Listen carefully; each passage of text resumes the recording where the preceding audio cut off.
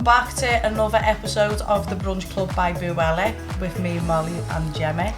It's been about 3 or 4 months since we've last had an episode, and since then we've been all around the world and done all mad crazy shit. So let's go from the beginning. In February I was in Vegas and I had a fight with a Brazilian, and my life has actually turned on its head ever since. Gemma has been getting chased around by the police for the last 2 months. Thanks, Instagram. Yeah. And she got a really nice big VAT bill, didn't you, darling? So I did. I was going through the most testing times of my life, and she stole me funder by a VAT bill. So yeah. So we've had highs and lows. Yeah. But one of the highs has been meeting a man called Tom Smyth, who is on the couch with us today. Tom, thank you so much for coming along. My pleasure, totally. I'm in the middle of reading your book. So And if you haven't got a copy, Amazon, it's right there. Fearless. In the middle of a pandemic, everyone, business-wise, is losing their heads. Not you. You start writing a book. How does that even happen? Well, I suppose for us, you know, we had quite a dramatic thing that happened to us in Dream Apartments. So we went from being mega busy, as we always are, trading brilliantly, and then our world stopped, as we know it, with the global pandemic. And instead of running to the hills and panicking, I decided to completely calm down, breathe, just admit levels of positivity throughout our whole company, remind our staff how amazing they were, send out group WhatsApp messages to friends, staff, everybody I know, people I hadn't seen, just letting them know we're in this together, we're going to be okay. So I calmed myself right down. Mm-hmm. On that basis, I knew this was going to be fundamentally one of the biggest things that had happened since the Second World War.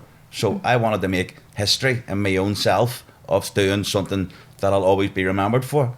Now, I then started writing a book on the 27th of March 2020, yeah. So a year has now passed. A year has now passed.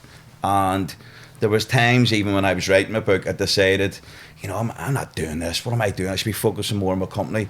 But this inner voice kept saying to me, you need to finish this book. The content that's there needs to come out and go on the paper, because even if it helped one person, that was the whole reason I wrote it. Mm-hmm. And I've helped friends in the past, and people have just said to me sometimes, like, the content that you help us with is mind-blowing. So I just decided, no, I'm finishing this. So I wrote Fearless, an antidote to self-doubt. We've had a huge global success of it. I've had people in Canada reaching out to me, Miami, New York. I became friends with a Hollywood A-lister from Instagram and reading my book. And although it's been a really challenging year for everyone, and it's been horrific, I made the most of it. And I continue to. So I'm halfway through the book, which I'm absolutely loving. I love all the references to Belfast, because one of the references was people would never have thought of coming to Belfast as a tourist, and because they were put off by the murals and all the troubles, and yet someone turned that on its head. And that's what you do with business. You take a problem and turn it on its head. Well, yeah, and thanks for saying that. But, you know, Belfast, I believe, is the ultimate bounce back city, and so is our country. And if you look at it, we've been through 30 years of conflict and bloodshed. And for us to come back as a society, we are a blueprint of conflict resolution. And we should be so proud of our community leaders, of what they've done, because I never thought I'd see it in my lifetime. I've got goose pimples talking about it. I grew up in the Troubles, which is commonly known to the rest of the world, the Troubles. And for us to be sitting now with peace, it still blows my mind. So I had to write about how amazing our city was and how amazing our country is. But even like our business, as it fell off the face of the cliff and leisure bookings were finished, we then went after every essential industry that was allowed to work. So we just 10x'd it and worked so much harder. We made double the amount of sales calls. Until then, we started picking up the slack, and then our company started not only surviving, but being able to pay the bills and then still expand during a global pandemic. So it's looking into the face of adversity and saying, you're not beating me. Not today. Come and have a go. And we've had that go, and we've had a terrific year. Yeah. Like, Tom, you have done so well for yourself. I mean, you're flying in jets. You have beautiful cars. I had the privilege of joining them while I was prepping for this interview on the jet. And I know that that's not what you're all about. Like, in your book you talk about working all week as a 10-year-old for £10. How do you get from that point to being in a private jet? You know, I have to say, I had the most amazing childhood, and I am blessed still with two incredible parents. My dad's turning 70 next week, and we had a house full of love, complete and utter love. And I think everybody forgets, as a kid growing up in the 70s, we were flat ass broke, completely broke. They're coming for you. That's or me. But like we had a whole house full of love, but didn't have any money. And unlike a lot of people, my mum and dad taught me really good measures in life. We weren't one of these families that bought stuff on Kay's catalogue, and I had the best trainers and the best tracksuit. It was a complete opposite. I also wasn't the Jippo kid either, but if we couldn't afford it, we didn't buy it. So at the age of 10, my friend Stuart and his sister Joanne got me a job in a fish and chip shop, and I was the smelly kid that made the chips. And every day after school I came in and I would have put the big bags of potatoes in this huge machine that washed the potatoes. Takes the skin off them, doesn't it? Yeah, and then we put it in another machine that cut the chips. And in the freezing cold of winter, you would have set a bucket of water in this back shed in the fish and chip shop and stewed in the water to stay warm because it was so bitterly cold. But see the thought at the end of the week of you've saved up for 4 weeks now, I'm buying my own football boots. Or if I go another 5 weeks here, I'm buying a full run-out kit of a tracksuit with trainers. I took control back, and the love was there from my mum and dad. And even sometimes I would have looked at the money box and thought, that's my money at 10 years old. But that's something that's stuck with you, because you said that if you don't have the money for it, you don't buy it. And we're not trying to be flashy here, but you don't have credit cards or anything. Everything that you have now is yours, and that must have went back to your childhood. Totally. From what your mum and dad taught you. It comes in with complete and utter dedication and graft. Like, I am in it 24/7, in it to win it all the time. You know, I love being on a flight sometimes because then I've got that quiet period, and that whole flight I will work every second of that flight, every email, every WhatsApp reply to. And if I have a private car picking me up or a taxi, I'll work the whole journey. Every single minute is accounted for. So then, if you're putting that level of effort in, success has to come. It has to. I think And it does, you know. I was going to say to you and to everyone watching back home, yesterday we ran a up the Radio City Tower in Liverpool 16 times. It was like, before we had 5 laps left to do, when he was like, come on, I've got a Zoom call in half an hour. So I'm like, that can hell. So we're like, that, come down anyway, it takes us another hour. So missed the Zoom call, he was fuming.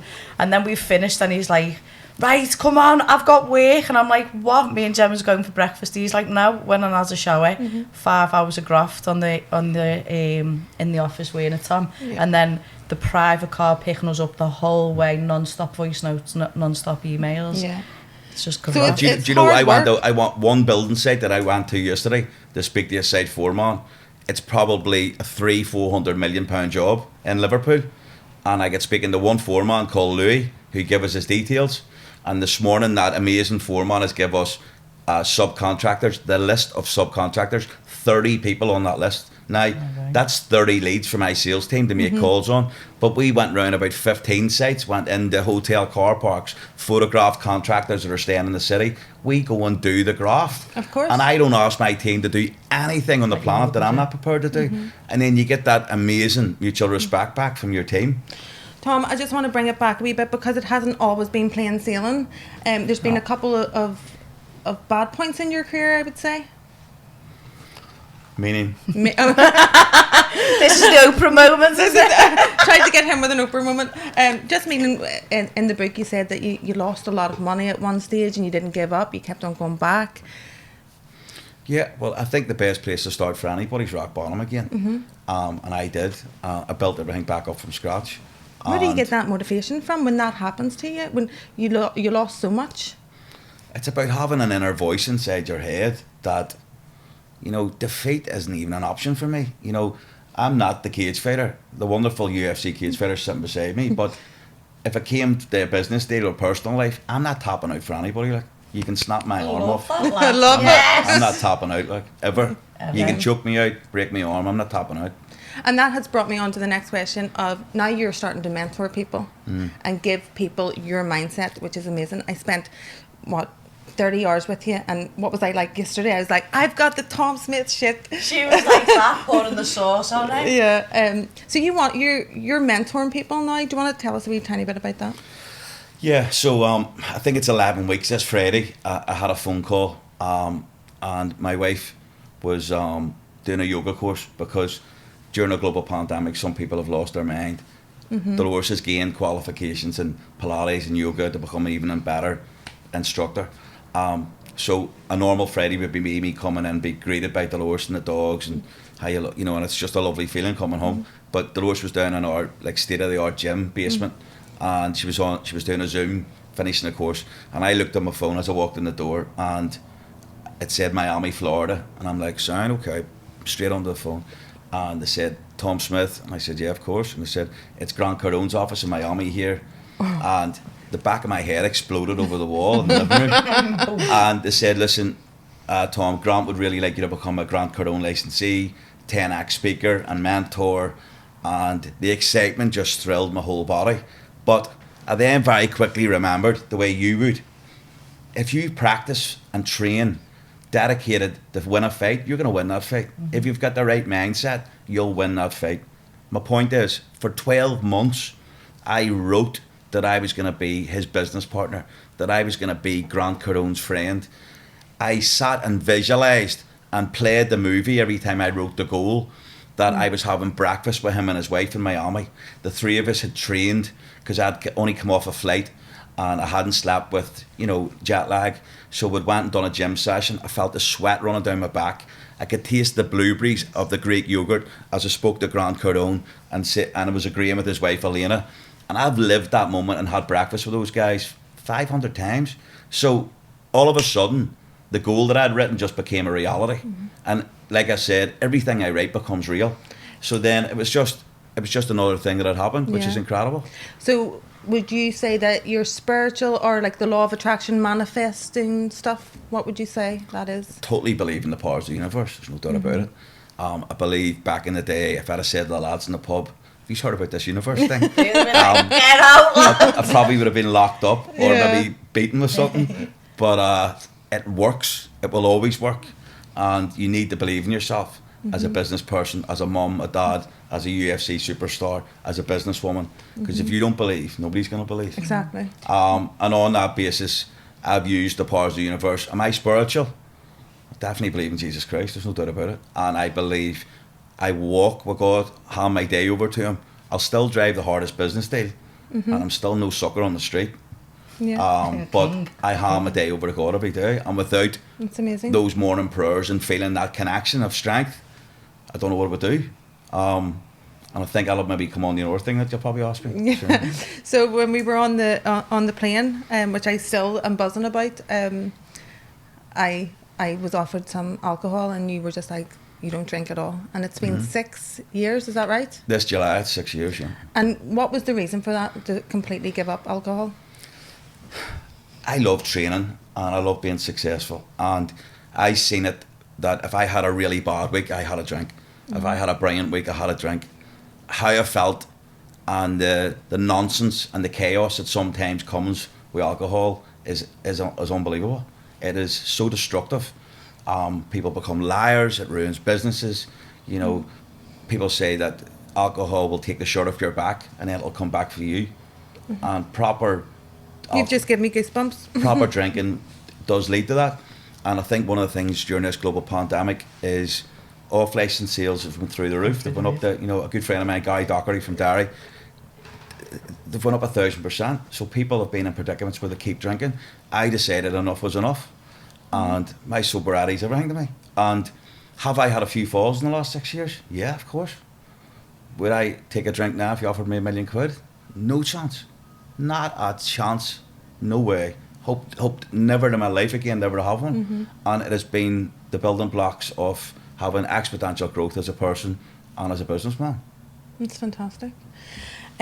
We know that Molly's now on your mentor team, and I hope to join very soon. Yeah. Can't wait. I can't have anything for myself. And I'm not a fucking pig. Well, I just thought when we were away in Spain, I could see your influence on Molly. I think the thing about that is, but that I have to share, is I felt an instant connection with Molly because she's such a true person, and see finding genuine people now in a world that's based on social media. It's very few and far between. I know. And like the guy who I became very good friends with in America, the famous actor, it's because he's so real. Yeah. Like I've spoke to his wife and kids, and he spoke to my wife and kids, and we share videos when he's learning scripts underneath iconic bridges in America, and I'm like, wow. But he's so real, and so's Molly, and for me to find a connection like that, it was like a match made in heaven. I know, you are You know? amazing But together. because she's my friend now. Yeah. You know, the mindset thing and being the UFC mindset coach is an added bonus, but when you care for somebody, it's a big difference. Yeah. And she makes me laugh so much because this shit she does. I know. Do you know, for everyone back home, when I lost my fight in, when was it? It's like 7th of February. I think I came back to quarantine with you, didn't I? And I was just out of sorts. And then I just got did I get an inbox off? I think I had messaged you over your book or over staying in your apartment. And then she had put me on to you, and then just like that, it happened. Yeah, I didn't contacted Gemma and said, I feel there's something there. I need to work with Molly. Where Yeah, was she in your kitchen? She's trying to cut me out of this. I done the introduction. It's all about you. Yeah, but I do remember from the watch me shoe, love, they're white. From the first conversation I had with you, I just remember the tone of your voice and how strong it sounded, and I was like, oh my god. And then I looked on your email, Instagram, and went through it, and I just thought I had this immediate respect for you before I even knew who you was, and it was the way in which you were speaking to me, the words you was using. And then through going on the mentor program, we speak every single morning, and it's all about being consistent, and it just really reiterates what I would do before I met you, but you make me go into much finer detail. And when we was doing the run yesterday, there was moments when it was like, it was really, really hard, and people would have broke, do you know what I mean? And then there was just some things you'd say, and I'll say it now, he's like, winners fucking win. And I was like that, yeah, but he screamed it in my face. I was like, I got goosebumps, didn't I? And then I was like running up behind you, Even yesterday when we were doing the stairs, and you know, I would try and say that my cardio was completely through the roof. Like I would go toe to toe with anybody cardio yeah, of wise. course, yeah. But the thing that nobody knows is from Saturday to now, I've been massively under attack with pain in my knees. That nonsense going on in my head. Are you gonna be okay? And the day before, my knees started clicking, and I'm like, I'm not banning this. The universe was I'm not banning this. Go. But yesterday, as we went up on the 11th time, bang, self-doubt kicked in. For about 30 seconds, I felt pain in my knees, and I just went, you're not welcome in here. Out now. And I just flicked onto a different track, flicked the negativity out of my brain, and went, let's get this done. But if I would have fed that for a split second, we had to go 11, 12, 13, 18, 14, 15, 16. So it would have been hell on earth. Yeah. But I ended up enjoying old school tracks by Dave Seed. I know, it was hilarious. And just really. didn't let it come in. And like I've woke up today, I've had cold water treatment, and my legs feel amazing. But the nonsense in your head could have played a whole different movie yesterday. And it's just about flicking it out. Just for anyone who doesn't know, you've raised £7,500. We want to get that to 10. Yeah, so there's a link yeah. on screen that you can donate to the guys still. Tom, what would you say to anyone business-wise out there who's just thinking they're doomed because of COVID? What advice would you give people at the minute? Well, I think the big thing is for me, it was that incredible feeling of reality and normality yesterday in Liverpool, where you've seen gorgeous couples walking hand in hand, families walking with their children down at the Albert Dock. Me sweating me back out on the stairs. Our incredible normal life is coming back. It is. We have a roadmap in the UK. Northern Ireland doesn't yet. I hope our politicians see beyond themselves and start putting people before party very quickly. But as a business person, there is always light at the end of the tunnel.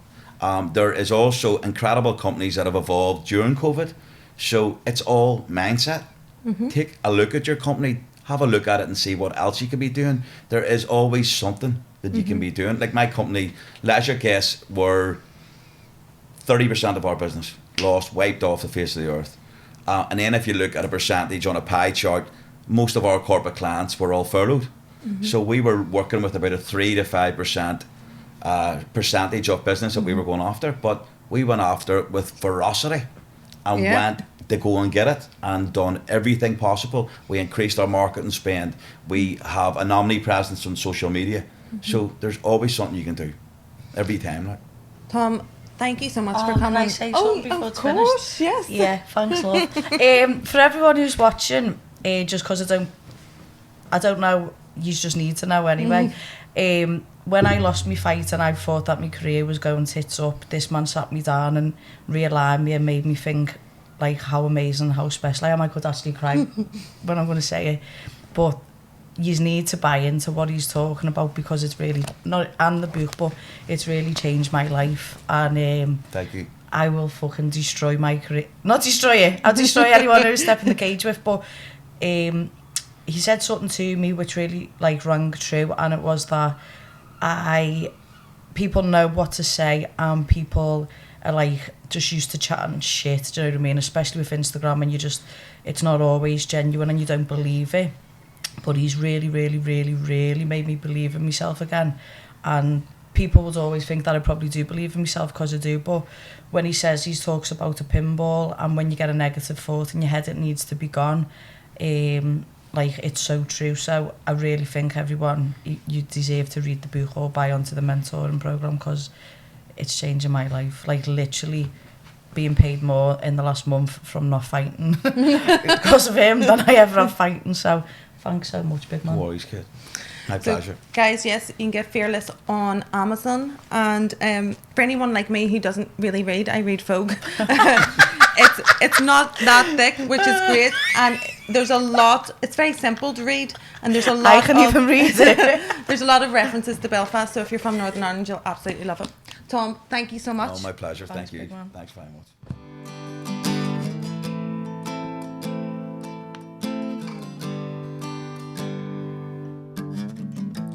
Beauty queen of only 18, she had some trouble with herself. I was always there to help her. She always belonged to someone else. And I drove for miles and miles and wound up at your door. I've had you so many times, but somehow I want more, yeah. And I don't mind spending every day out on your corner in the pouring rain. No, look for the girl with the broken smile and ask her if she wanna stay a while, and she will be loved, and she will be loved.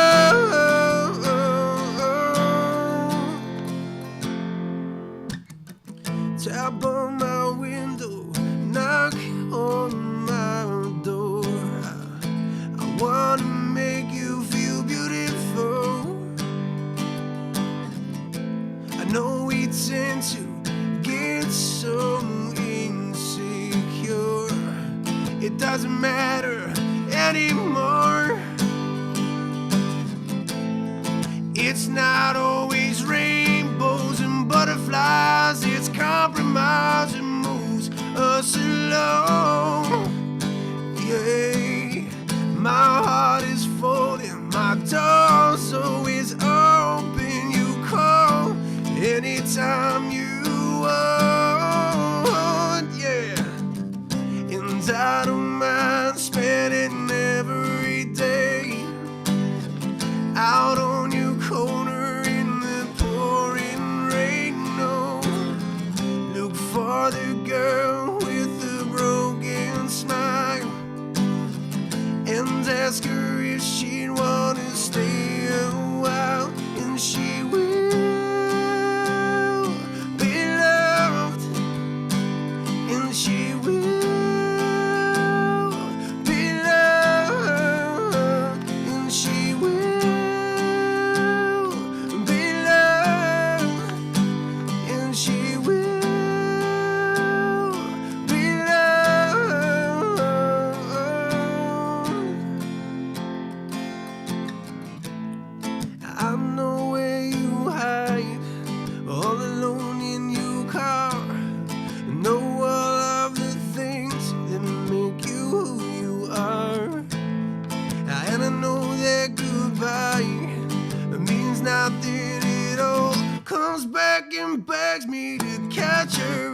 time she falls.